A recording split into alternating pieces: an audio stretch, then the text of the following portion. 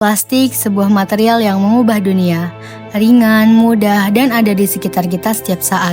Dari botol minum, kantong belanja, sampai pipa di rumah kita, semuanya terbuat dari plastik. Tapi di balik itu semua, ada plastik yang membawa masalah besar. Sampah plastik yang menumpuk di sungai, mencemari laut, bahkan masuk ke tubuh kita lewat makanan. Salah satu jenis plastik yang paling banyak dipakai adalah polietilen atau PE. Plastik sederhana tapi punya jutaan cerita. Dari sejarah penemuan, proses produksi, manfaat sampai dampaknya bagi bumi kita. Di video ini kita akan membahas semuanya. Dari sejarah, jenis-jenis, sifat, manfaat, hingga dampak lingkungan dari polietilen. Mari kita mulai perjalanan ini.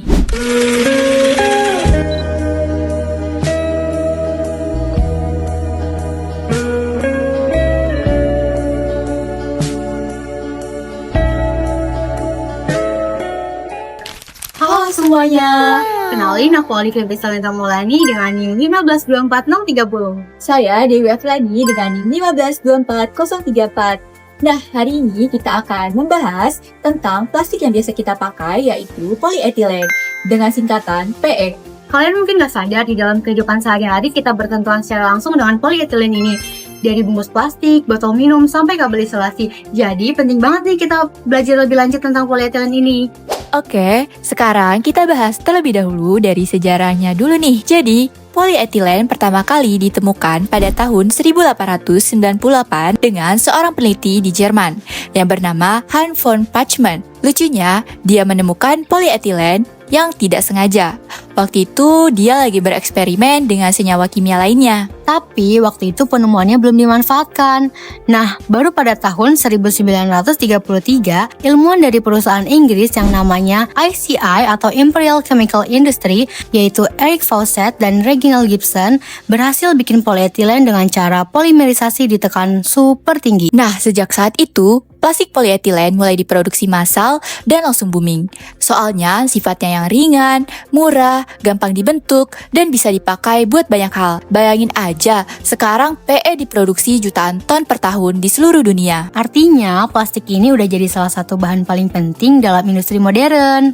Nah, PE itu sebenarnya ada beberapa jenis nih. Yang pertama, LDPE atau Low Density Polyethylene. Yang kedua, HDPE atau High Density Polyethylene. Yang ketiga, LLDPE, Linear Low Density Polyethylene. Tapi supaya nggak kepanjangan, di video ini kita akan lebih banyak bahas LDPE sama HDPE karena itu yang paling sering dipakai sehari-hari.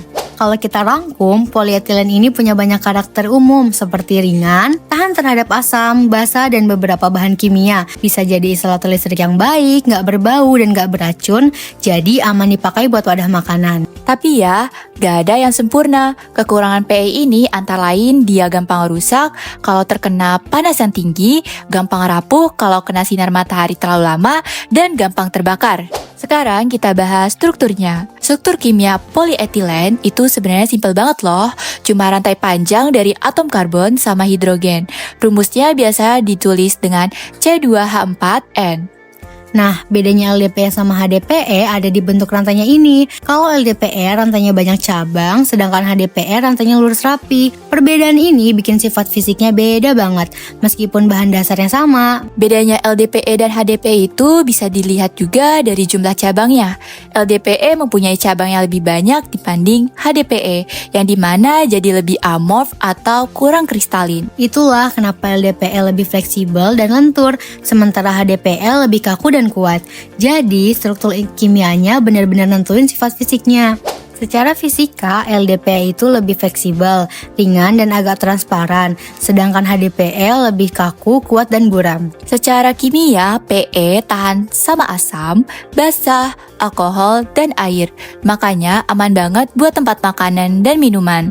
Tapi hati-hati kalau kena pelarut organik kayak benzena atau tolena pada suhu tinggi, dia bisa larut juga loh. Kalau ngomongin sifat fisika dari PE, ada beberapa hal penting nih.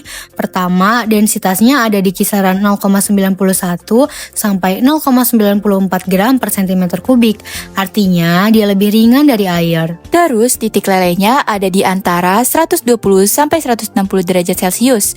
Jadi butuh panas yang lumayan tinggi untuk lelehin PE. Nah, titik nyalanya bahkan lebih dari 340 derajat Celcius. Jadi relatif tahan api, tapi tetap bisa terbakar kalau dipaksa. Untuk kuat tariknya, PE punya nilai sekitar 1700 psi. Lumayan kuat ya, walaupun sebenarnya masih kalah dibanding plastik teknik lainnya. Nah, kelemahan PE yaitu punya resinsitas UV yang kurang baik.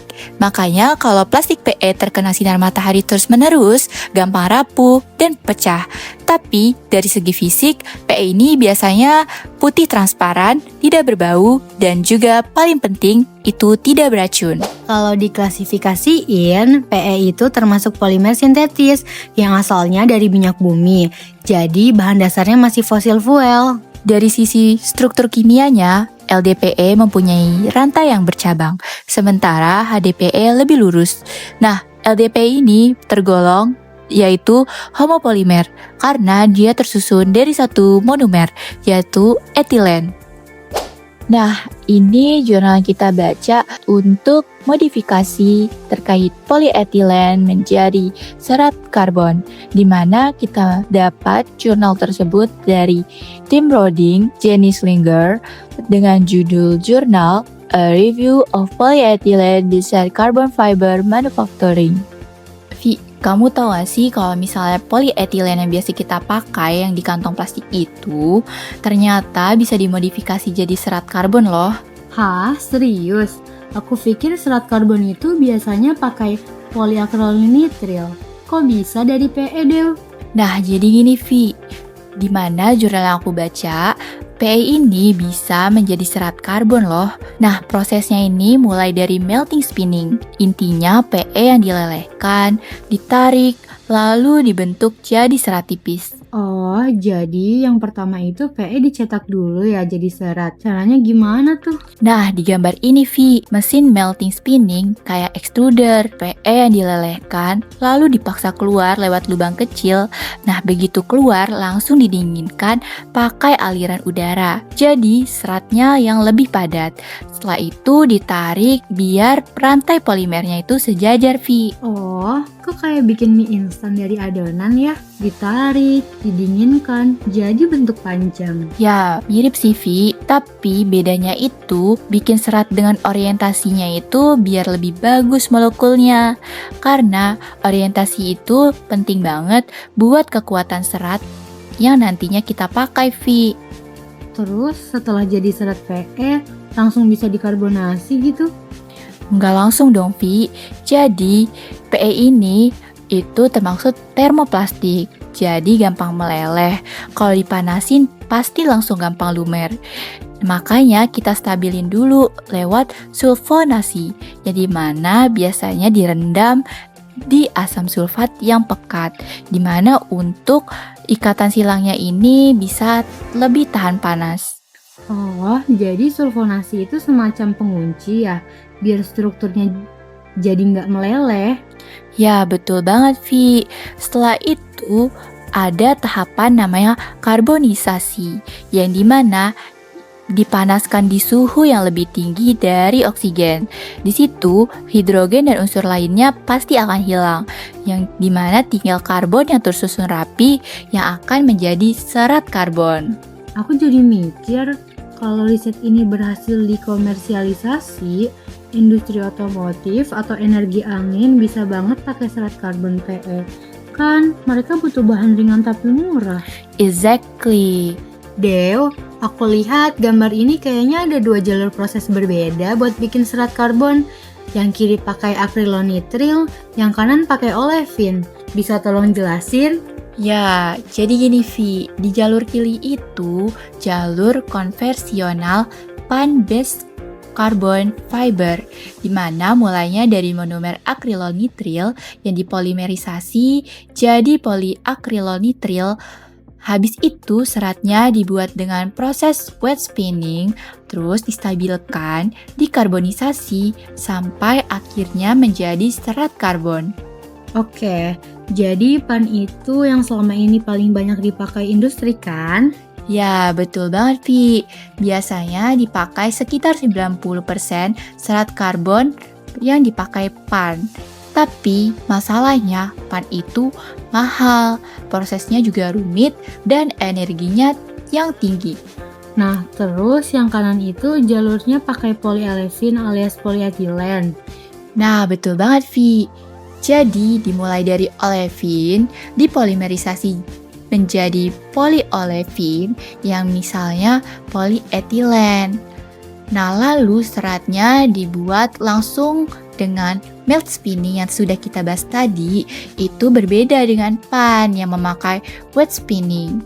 Nah, setelah jadi, prosedur fiber ini yang dimana polyethylene butuh proses sulfonisasi biar lebih tahan panas, Vi.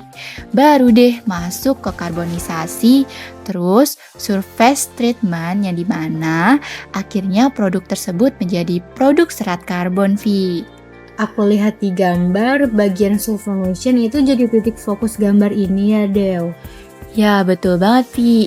Karena itu langkah yang krusial banget nih di perbedaan antara PAN dan PE.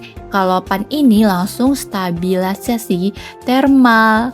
Kalau PE harus melewati sulfonisasi terlebih dahulu biar PE ini tidak gampang meleleh saat dikarbonisasi. Oh, jadi perbedaan besar ada di dua hal ya. Cara bikin serat awal, wet versus melting spinning. Dan tahap stabilisasinya, stabilization versus sulfonation. Exactly, Vi. Itu PE yang dimana bisa menjadi PE yang bikin menarik. Karena melt spinning itu lebih murah, lebih cepat, dan bahan bakunya jauh lebih ekonomis dibanding biaya produksi serat dari PAN. Wah, berarti kalau metode ini berhasil di scale up, harga serat karbon bisa lebih terjangkau. Ya, itu harapannya, Vi. Makanya aku baca jurnal ini untuk bisa mengembangkan based carbon fiber dari polyethylene. Nah, dari video ini yang kita lihat prosesnya dimulai dari monomer etilen yang dimana terbentuk dari gas dengan ikatan rangkap C rangkap 2 dengan bantuan katalis dan kondisi tertentu, di mana ikatan rangkap ini bisa dibuka lalu monomernya ini saling tergabung dengan rantai yang lebih panjang. Iya, itulah yang kita sebut reaksi polimerisasi adisi. Dari proses itu terbentuk polyethylene atau PE yang berupa butiran kecil berwarna putih. Butiran ini nanti diproses lagi jadi berbagai produk plastik. Oh, jadi di video yang tadi itu juga menunjukkan kalau beberapa cara polimerisasi, misalnya radikal bebas menghasilkan LDPE yang lebih lentur dan transparan. Kalau Ziegler-Natta itu menghasilkan HDPE yang lebih kaku, kuat, dan juga tahan panas ya, Vi. Jadi hasil yang bisa kita ambil dari video ini adalah polimerisasi etilena itu kunci buat menghasilkan berbagai jenis polyethylene dengan sifat berbeda yang akhirnya menentukan aplikasi produknya. Exactly, Vi. Itu sebabnya polyethylene bisa dipakai di mana saja, mulai dari kantong plastik, botol susu, sampai pipa dan kabel, semua kembali ke metode polimerisasi yang dipakainya, Vi. Manfaat PE ini banyak banget. Hampir semua aspek hidup kita ada. Misalnya kemasan makanan, kayak botol minum dan plastik wrap, peralatan rumah tangga kayak ember, gayung dan keranjang, infrastruktur kayak pipa air dan tangki, dan yang terakhir itu ada elektronik buat lapisan kabel. Jadi, dari hal sederhana sampai yang super kompleks, PE itu selalu ada. Tapi di balik manfaatnya, PE juga punya dampak negatif loh. Misalnya kalau dibakar sembarangan bisa menyebabkan polusi udara. Selain itu, plastik PE jika dibuang di tanah bisa membutuhkan waktu ratusan tahun untuk terurai. Akhirnya bikin polusi tanah. Kalau masuk ke sungai atau laut, jadilah polusi air. Hewan-hewan laut juga bisa salah makan plastik, akhirnya mati. Intinya, sampah plastik PE bisa mengancam makhluk hidup, bahkan balik lagi ke kita lewat dari makanan. Nggak heran kalau plastik jadi salah satu masalah lingkungan besar di dunia saat ini. Bukan berarti nggak ada solusinya. Ada beberapa cara yang bisa kita lakukan. Yang pertama, daur ulang. LDPE mempunyai kode daur ulang yaitu nomor 4. HDPE mempunyai kode nomor 2. Dan selanjutnya kita harus mengurangi pemakaian plastik yang sering kita pakai dengan membawa tas belanja sendiri dan juga botol minum isi ulang atau tumbler. Yang selanjutnya kita kembangkan plastik yang ramah lingkungan atau biodegradable. Dan terakhir yaitu teknologi pyrolysis yang dimana limbah PE ini bisa terbakar lagi atau bisa didaur ulang lagi. Terima kasih sudah menonton. Jangan lupa bijak memakai plastik Karena masa depan bumi ada di tangan kita. Dadah!